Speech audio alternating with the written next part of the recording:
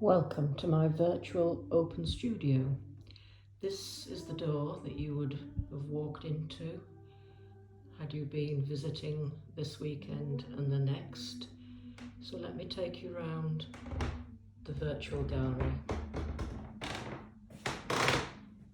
Sorry about the creaky floorboards. It's an old Victorian house. Here I've got a picture that I painted after a walk from Chatsworth to the garden centre along the River Derwent. The picture below, over the bridge, has actually been sold and is just waiting to go to its new home. The top picture is a picture of Higator in Derbyshire.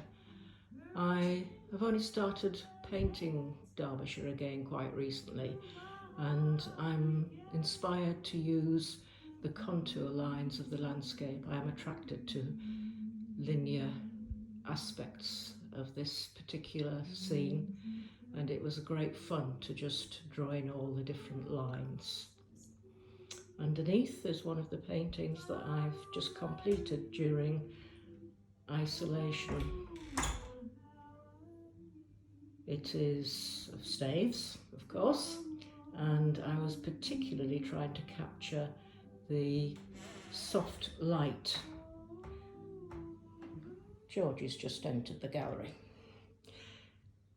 The soft light in the beck, which I mostly did by having painted the scene, adding a very sort of diluted white. I diluted the white with some medium that makes it a bit more translucent, and I just applied that over the areas that I wanted to look a bit sort of subdued in sunlight. These two are staves again. I do paint staves a lot, as you all know.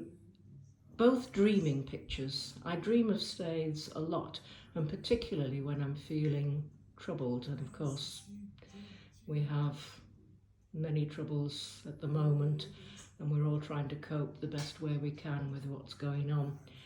The top picture is I still dream of staves, and I've realised now that whenever I do these dreaming pictures of staves, I don't colour them in completely. They're left with lots of areas that are just the background, the initial background that I painted in, showing through. The one that I've just completed as a piece of isolation work, I'd prepared the background ages ago. I'd just been messing with little bits of paint here and there and wasn't really quite sure what to do with the canvas once I'd got this background. I had thought that it would probably become a lighthouse or something like that, and then I suddenly had the idea of making a scene of staves which was partly realistic and partly dreamlike and imaginative. And so far I've added colour to the rooftops and the cobbles, and I'm going to live with it on my wall for a few days and see whether I think it needs any more colour. At the moment I'm thinking not. We go to our bookcase, which I have decluttered this morning, and this is a picture that is a memory of visiting Cornwall. Up to a few years ago, we used to go to Cornwall every year when we had a caravan, and we used to stay for quite often a month at a time, and I would do painting whilst down there. And this was just based on a memory of the rocks and the sea, and I like the light that's coming off the waves, and it really does remind me of my time in Cornwall. Maybe after all this is over, Cornwall will be one of the places that I'll visit again. Another isolation painting at the top. I decided when it first went into lockdown that I would probably need to do some painting that really made me concentrate on detail. And I chose the top picture, which is actually an old photograph that I'd taken of Staithes some years ago, about 10 or 12 years ago. And the cobble is Pilot Me Be. She's no longer in Staithes, but I loved her, although the red cobble in the background, which is Rose of England, has now overtaken my love because Pilot Me Be isn't in Staithes anymore.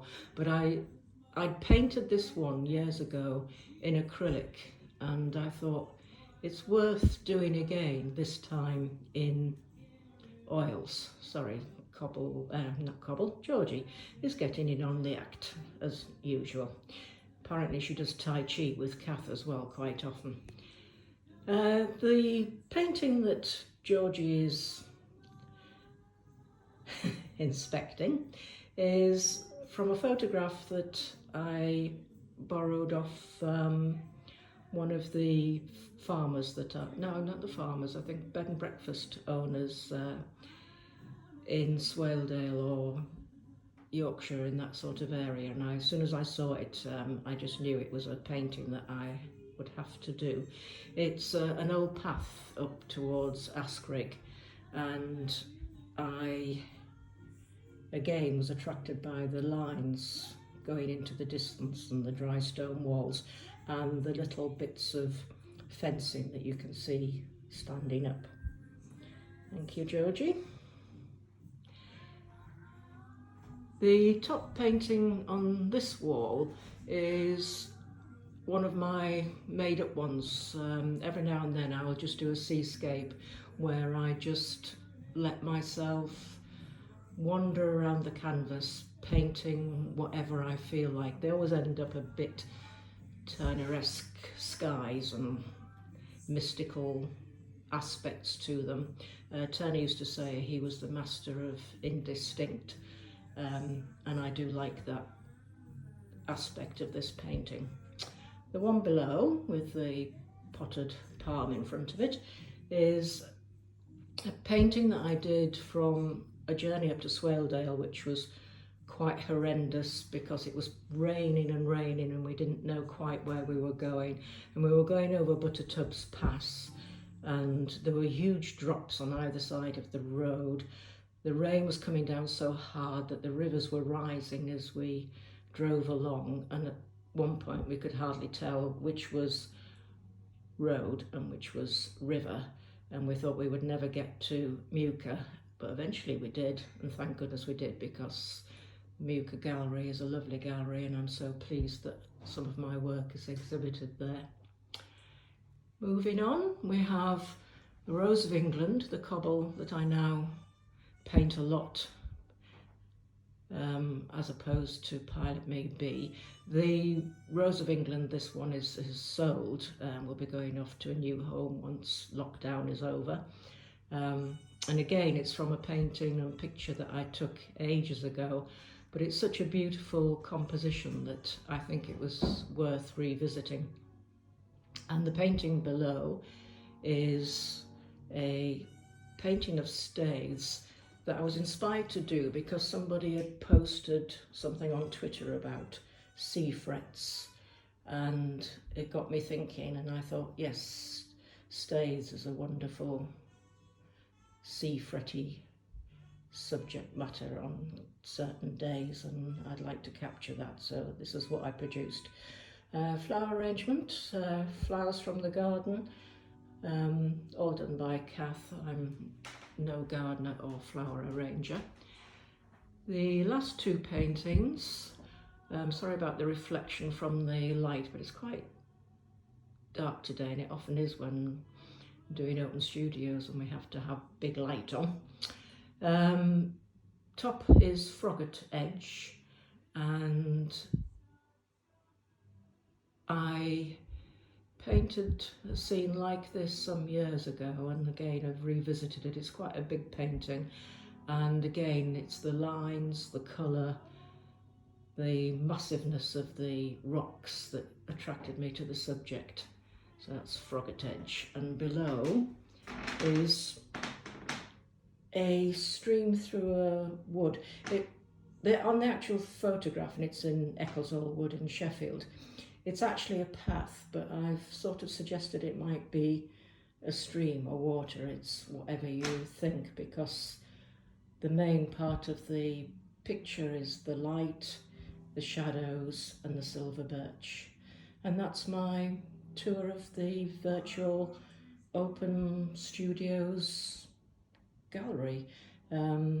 If you're interested in any of the paintings, you can always contact me through Messenger, email or Twitter Messenger, and I can give you sizes and details of any of the paintings. Thank you for watching.